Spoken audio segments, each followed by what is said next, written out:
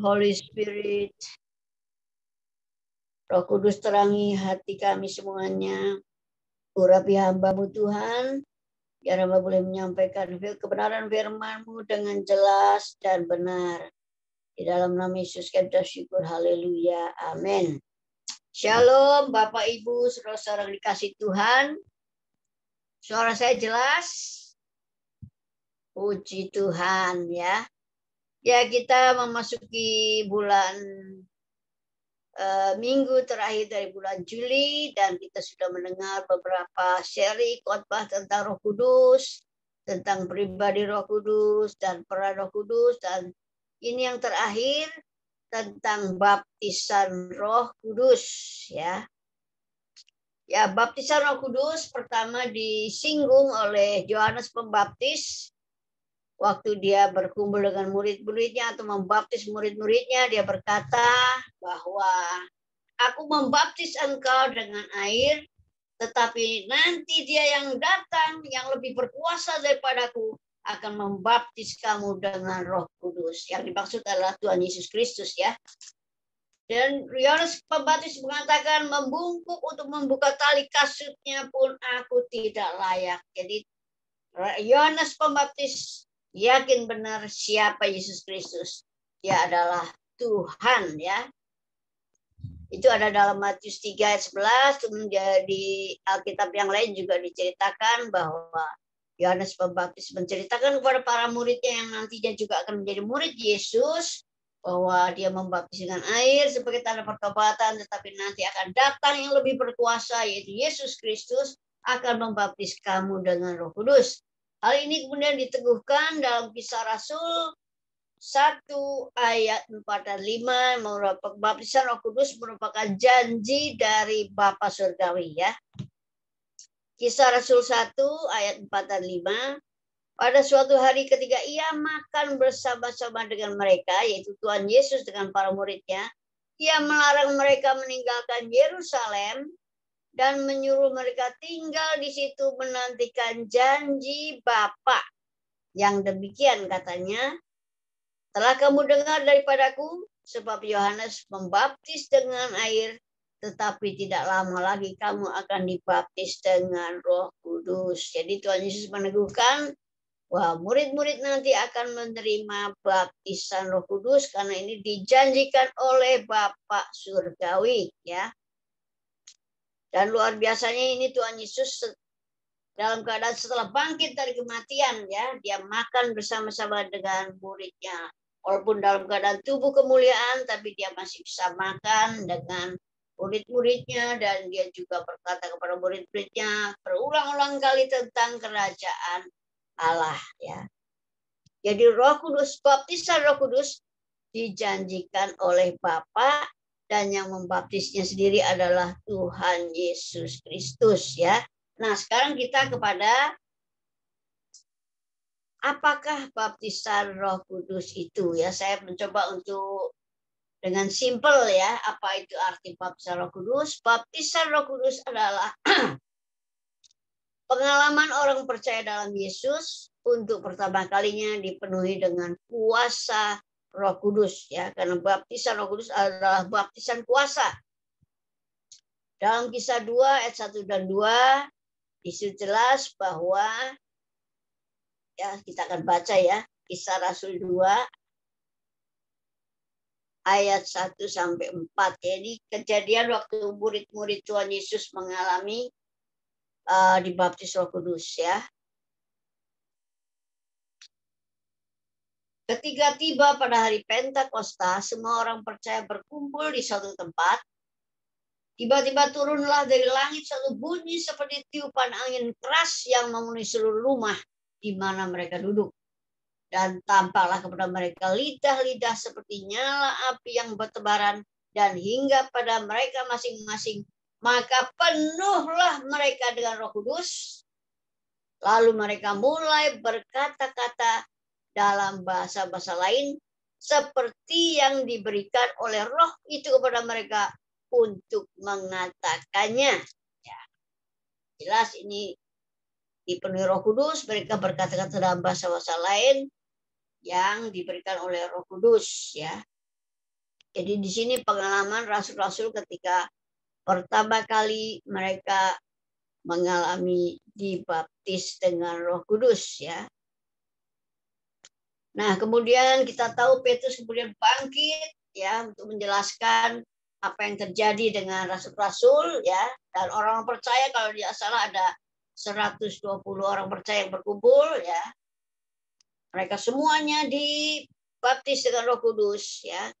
Ya, makanya itu ada kata dicurahkan atau pencurahan, karena itu sifatnya massal atau global, dan bahkan bukan hanya orang Yahudi saja yang boleh terima baptisan Roh Kudus ini, yaitu setiap orang yang sudah percaya dan menerima Yesus boleh menerima baptisan kudus ya. Jadi dalam kitab Yoel itu, aku akan mencurahkan rohku pada hari-hari terakhir ya. Kata pencurahan itu berarti baptisan Roh Kudus secara global, secara massal ya. Dan hamba Tuhan menyatakan itu, menamakan hal itu sebagai hujan awal ya. Dan terjadi juga dalam orang-orang Samaria yang bukan Yahudi dalam Kisah 4 ya, kita akan bacakan Kisah 10 ayat 44.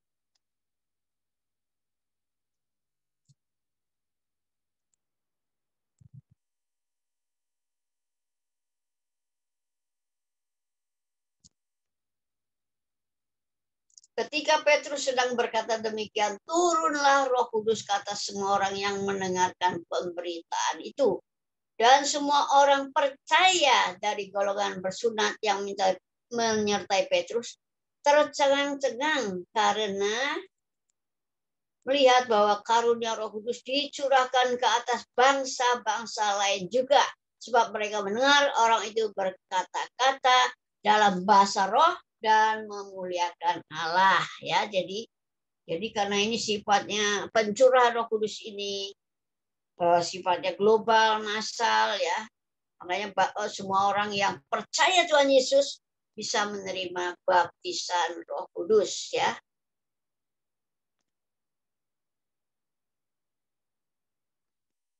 Ya, kita kalau di Indonesia ini kira-kira pencurahan Roh Kudus itu terjadi secara massal itu pada tahun 70 sampai 80 ya.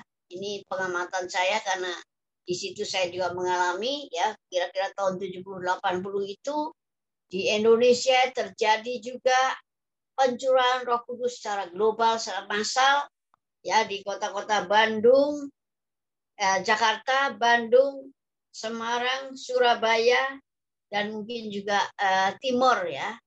Jadi di situ banyak orang-orang dari berbagai denominasi, baik Katolik, Protestan, juga orang-orangnya bisa mengalami dipenuhi, dibaptis dengan Roh Kudus ya, atau dipenuhi dengan Roh Kudus ya, sehingga waktu itu persekutuan doa demikian banyak ya, menjamur seperti jamur di musim hujan, banyak persekutuan-persekutuan muncul yang isinya adalah dari berbagai denominasi, bersekutu bersama-sama ya.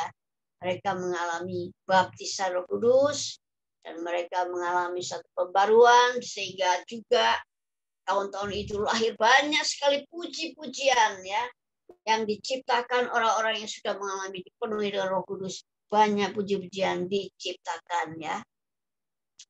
Jadi Indonesia tahun 70-80 itu juga mengalami pencurahan Roh Kudus ya. Ya memang ada yang mengatakan Kisah Rasul itu Pentakosta pertama. Ya, kemudian ada juga yang mengatakan ada kesaksian kejadian di Azusa Street ya. Itu juga pencurahan Roh Kudus ya. Mungkin itu Pentakosta kedua. Dan sekarang ada juga yang menantikan ada Pentakosta ketiga ya. Tapi ini hanya istilah ya, bahwa nanti akan terjadi lagi ya, mungkin hujan akhir namanya ya. Orang-orang akan mengalami lawatan Tuhan, dipenuhi dengan Roh Kudus ya. Dan ini sangat penting memang ya. Jadi apakah baptisan Roh Kudus di orang-orang percaya yang sudah menerima Tuhan Yesus Kristus mengalami dipenuhi Roh Kudus pertama kalinya, maka disebut baptisan Roh Kudus ya. Tetapi dipenuhi Roh Kudus itu bisa beberapa kali ya. Ada contohnya nanti saudara baca di Kisah Rasul, Stefanus waktu mau dirajam batu, dia penuh Roh Kudus sehingga dia bisa melihat Yesus di atas sebelah kanan Bapa, dan dia bisa melepaskan pengampunan bagi orang-orang yang melempari dia dengan batu, ya. Jadi baptisan Roh Kudus adalah pengalaman pertama kali orang yang sudah percaya Yesus, ya, sudah percaya dan menerima Yesus, mengalami dipenuhi Roh Kudus, ya. Kemudian sekarang kita kepada tujuan baptisan Roh Kudus, ya. Apa tujuan baptisan Roh Kudus?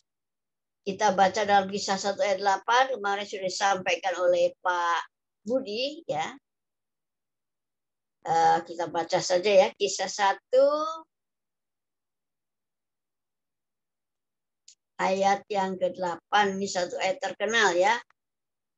Tetapi kamu akan menerima kuasa kalau Roh Kudus turun ke atas kamu, dan kamu akan menjadi saksiku di Yerusalem dan di seluruh Yudea dan Samaria dan sampai ke ujung bumi. Tuhan Yesus melarang para muridnya untuk jangan pergi Yerusalem sebelum menerima janji Bapa. Sebelum kamu menerima baptisan Roh Kudus, kamu harus tunggu di Yerusalem, ya. Supaya apa? Kamu menerima kuasa, supaya kamu bisa menjadi saksi Tuhan, ya.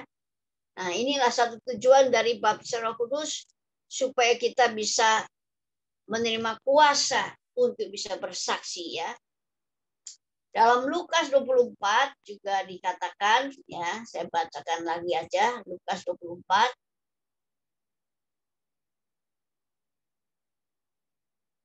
Ya, banyak ayat tapi ya sabar ya.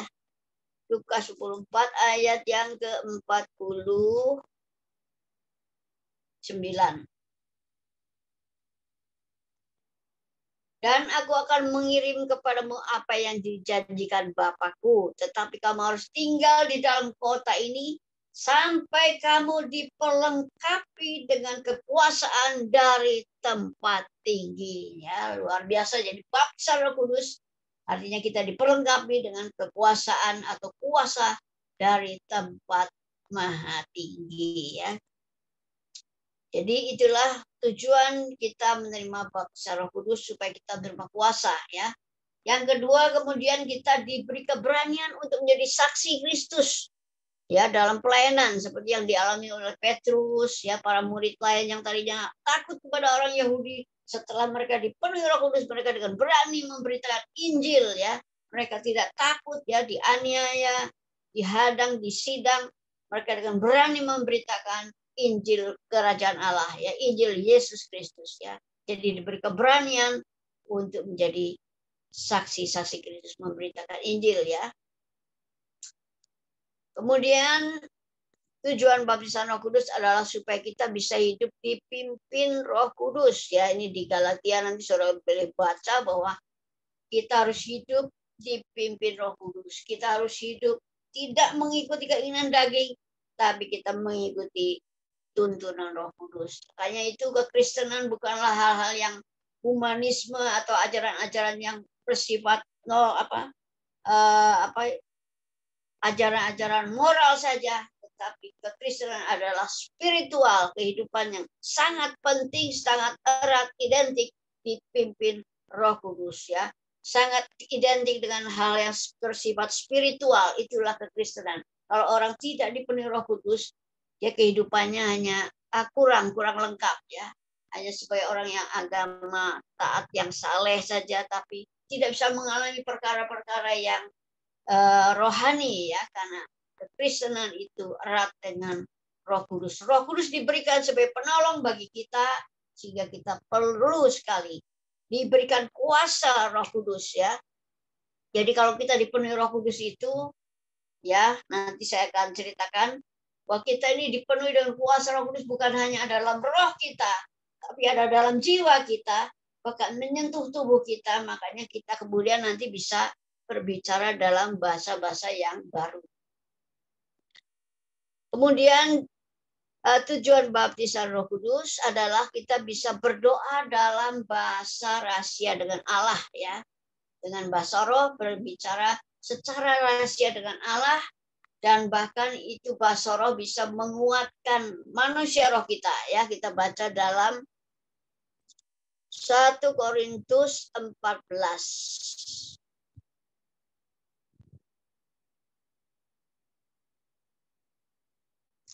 Ya, ayat kedua mulai. Siapa yang berkata-kata dengan bahasa roh, tidak berkata-kata kepada manusia, tetapi kepada Allah. Sebab tidak ada seorang pun yang mengerti bahasanya. Oleh roh ia mengucapkan hal-hal yang rahasia. Ya. Nah, kemudian ayat yang keempat mengatakan, siapa yang berkata-kata dengan bahasa roh, ia membangun dirinya sendiri. Ya. Tetapi siapa bernubuat, ia membangun jemaat. Jadi yang bahasa roh, berdoa dengan bahasa roh itu tidak usah ditafsirkan ya, karena itu berdoa secara rahasia kepada Allah ya. Kapanpun kita berdoa dalam bahasa roh itu berdoa dengan secara rahasia dan itu akan menguatkan roh kita ya. Makanya perlu dibedakan bahasa doa dengan karunia roh untuk disampaikan kepada jemaat ya. Kalau kita berkata dalam bahasa roh kepada jemaat ya, misalnya dengan suara yang keras begitu ya, misalnya begitu ya, kepada jemaat itu harus ditafsirkan ya dengan orang yang punya karunia menafsirkan bahasa roh ya, bukan menerjemahkan tapi menafsirkan ya. Jadi orang dapat kesan, oh Tuhan berbicara ini ya.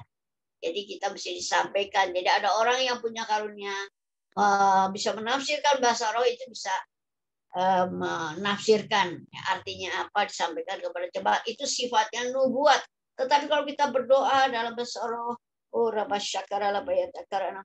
itu berdoa kepada Tuhan tidak perlu ditafsirkan ya, karena itu kita berbicara secara rahasia dengan Bapa, dengan Tuhan Yesus dan oleh Roh Kudus ya.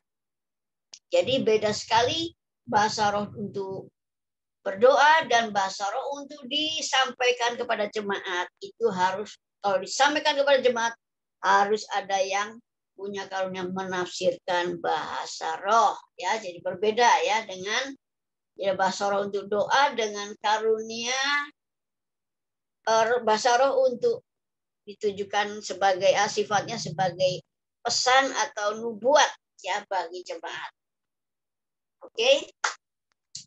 Kemudian ya tentunya baptisan Roh Kudus tujuannya untuk kita diperlengkapi dengan karunia-karunia Roh Kudus. Kemarin sudah sampaikan oleh Pastor Poppy ya. Ada 9 karunia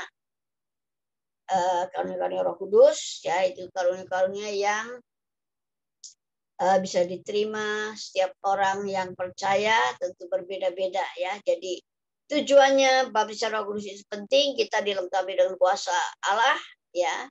Kita diberikan keberanian sebagai saksi Kristus, kita bisa hidup dipimpin Roh Kudus, kita bisa berdoa secara rahasia dengan Allah ya.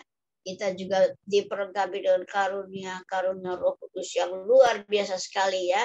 Dan gereja kita sudah diawali oleh hambanya Pak Alek, itu gereja yang mengizinkan Roh Kudus bekerja, memanifestasikan karunia-karunia-Nya.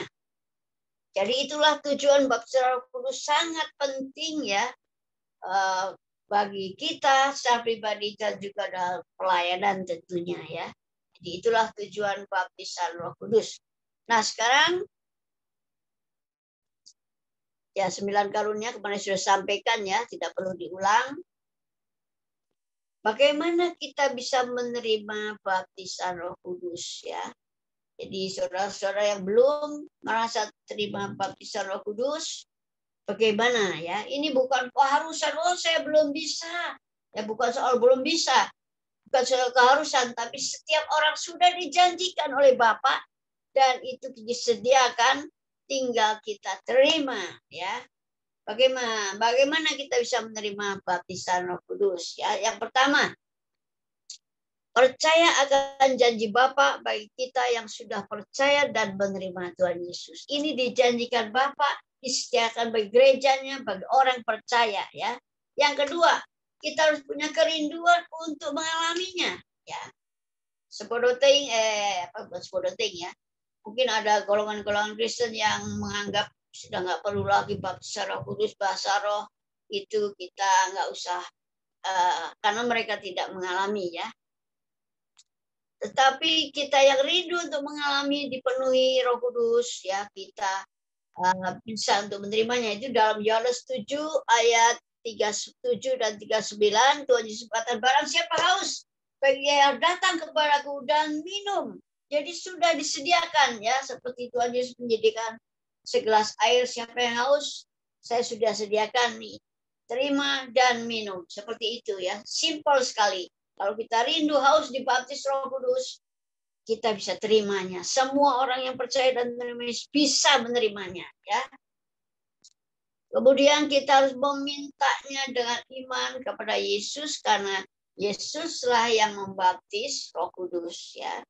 Kemudian langkah selanjutnya kita bertindak dengan iman untuk menerimanya ya. Jadi bagaimana kita bisa menerima?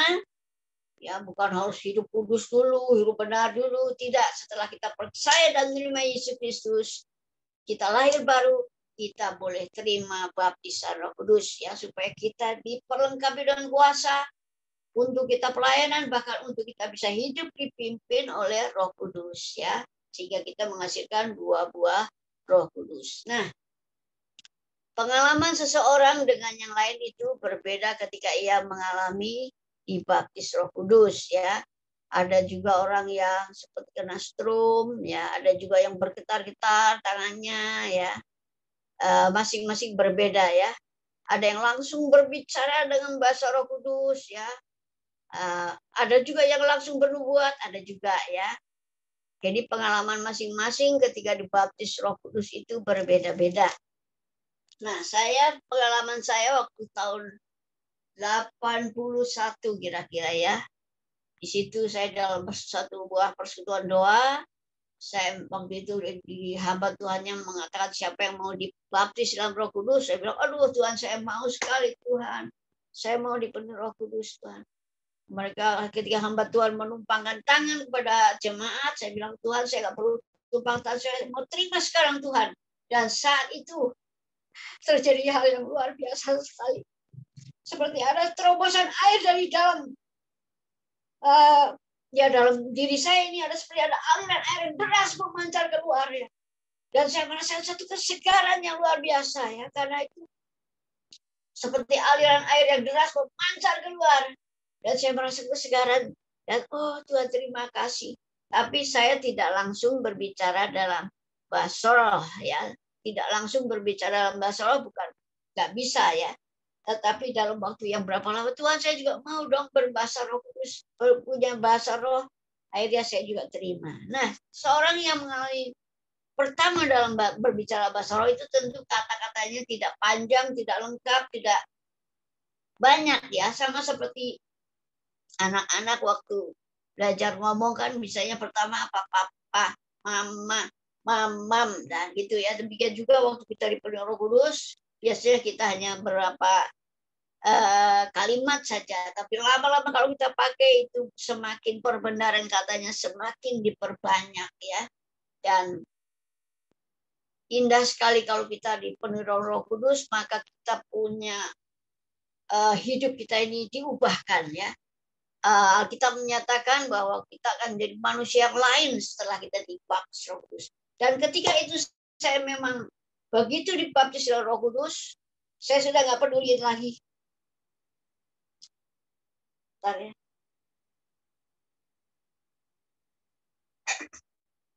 Waktu itu kan saya masih sebagai pelukis ya, saya terima pesanan orang untuk melukis ya, melukis foto atau lukis. Saya udah nggak mikir itu, saya mau melayani Tuhan. Ya, saya waktu itu kan memang zamannya full time ya. Saya itu juga saya full time melayani, dan saya kemudian sekolah di Youth Mission. Jadi pengalaman baptis Roh Kudus ini sangat penting bagi setiap orang percaya ya. Bukan sesuatu yang wah terima boleh, nggak terima juga boleh. Jangan saudara, Tuhan sudah sediakan yang terbaik bagi kita. Kita harus terima. Ya, baptis Roh Kudus sangat penting karena di mana kita dikuasai, dipimpin oleh Roh Kudus, diajar oleh Roh Kudus ya, karena kekristenan itu hal-hal yang spiritual ya, bukan hanya soal moral dan humanisme, enggak, tetapi hal yang sifatnya rahasia Tuhan ya. Makanya untuk mengerti firman Tuhan kita perlu dibaptis dengan Roh Kudus ya. Nah, jadi bagaimana kita bisa terima? Tentu tidak semua orang langsung terima ya, harus dia percaya dan menerima Yesus Kristus secara pribadi, punya kerinduan ya untuk hidupnya lebih lagi melayani Tuhan, lebih lagi rohaninya bertumbuh, dan minta dengan iman kepada Tuhan Yesus dan bertindak untuk menerimanya ya. Bisa juga dengan doa sendiri di kamar, bisa juga didoakan oleh hamba-hamba Tuhan ya. Macam-macam orangnya. Ada yang berdoa di kamar, Tuhan kalau saya belum dipenuhi Roh Kudus, saya nggak keluar dari kamar ini. Ada juga yang seperti itu ya. Tapi sekarang kita sudah di gereja ini ada hamba Tuhan, ada Pastor Diana, Pastor Indri, yang bisa berdoa supaya kita bisa menerima janji Bapa dibaptis ke dalam Roh Kudus ya. Kita akan menjadi, hidup kita menjadi lain, kita menjadi lebih strong, kita menjadi lebih kuat kalau kita terima baptisan Roh Kudus ya. Oke, itu tadi kita bisa menerima baptisan Roh Kudus. Kemudian sekarang apa tanda? Nah, kita sudah menerima baptisan Roh Kudus ya. Tadi rasul-rasul sudah mengalami ketika mereka penuh dengan Roh Kudus, mereka bisa berkata-kata dalam bahasa yang baru ya. Nah, ini nggak usah dibahas bahwa ada glosolalia, ada senolalia. Pokoknya kita bisa mengucapkan kata-kata yang tidak pernah kita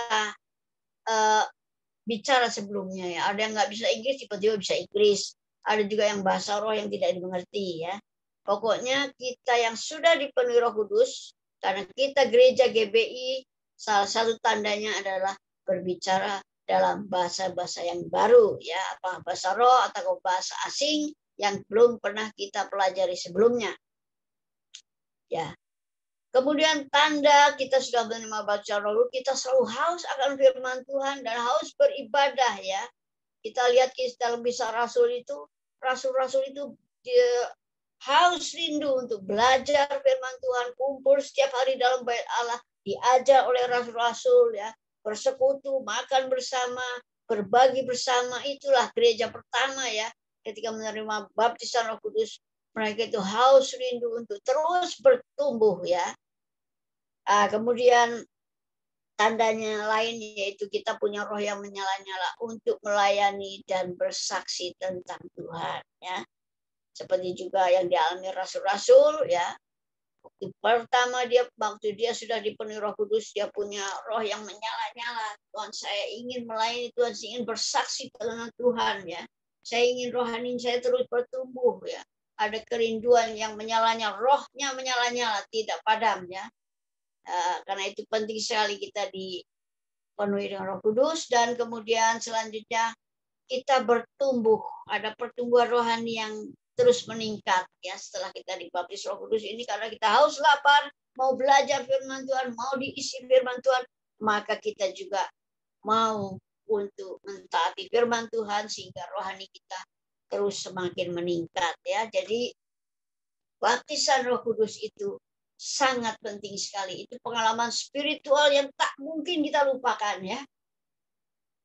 Kita akan menjadi benar-benar hidup dipimpin Roh Kudus ketika kita sudah mengalami baptisan Roh Kudus ya. Memang beberapa gereja lain membatasi diri dengan dogmanya, dengan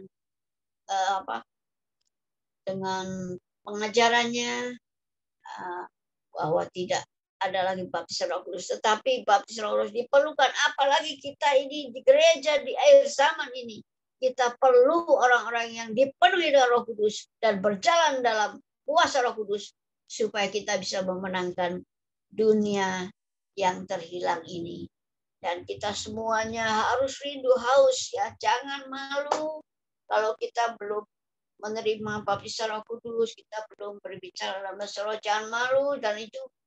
Dan baptisan Roh Kudus ini langkah awal, bukan setelah dibaptis Roh Kudus wah kemudian jadi sangat rohani seperti Yesus, bukan ya, tetapi baptisan Roh Kudus tadi kita sudah tahu tujuannya, supaya kita diberi kelengkapan kuasa Allah, supaya kita bisa bersaksi tentang Tuhan, supaya kita bisa hidup dipimpin Roh Kudus, ya, supaya ngerti mana Roh Kudus, mana yang boleh, yang tidak, mana yang kau kehendaki, mana yang hidup kita berkenan, ya. Roh Kudus memberikan hikmat wahyu supaya kita juga hidup semakin mengenal Tuhan dan kita tidak mudah digoyahkan, ya, oleh kepercayaan-kepercayaan lainnya. Kita tidak mudah untuk menyangkal Tuhan, bahkan kita lewat beberapa padang gurun aniaya, bahkan kita mampu untuk sangkal diri, pikul salib.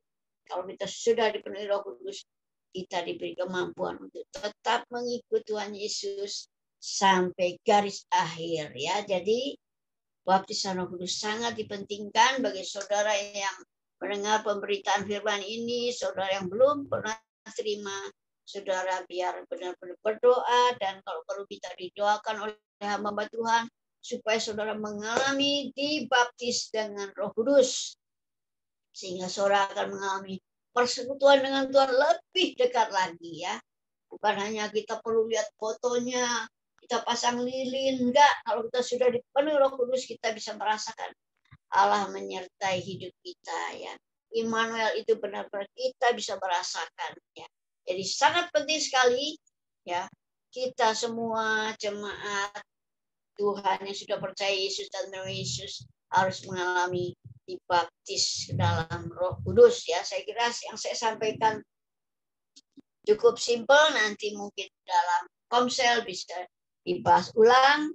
Saya sampai di sini apa yang saya beritakan, saya serahkan kembali kepada Ibu Popi, nanti Pastor dan mungkin Pastor Diana sama Pastor Indri mungkin akan mendoakan kalau ada yang mau didoakan untuk menerima baptisan Roh Kudus, ya.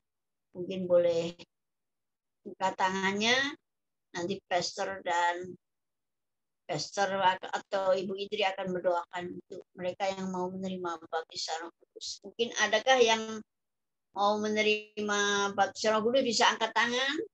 Saudara yang belum yakin dibaptisan Roh Kudus, dipenuhi Roh Kudus, saudara belum bisa berbicara dalam bahasa Roh, saudara yang mau didoakan, ya saya serahkan kembali ke Pastor Popi. Terima kasih Bapak Pendeta Pembantu Paulus Gunardi Susilo yang sudah menyampaikan firman. Boleh Bapak Ibu yang mau didoakan, boleh angkat tangan, nanti biar didoakan sama Ibu Gembala dan Ibu Wakil Gembala, Pastor Diana dan Pastor Indri. Kalau ada boleh angkat tangan atau buka kameranya. Ada satu tadi siapa? Leo ya? Oh, Mom Linda angkat tangan. Olivia, ada Olivia, ada Mom Linda. Ada lagi? Biar didoakan.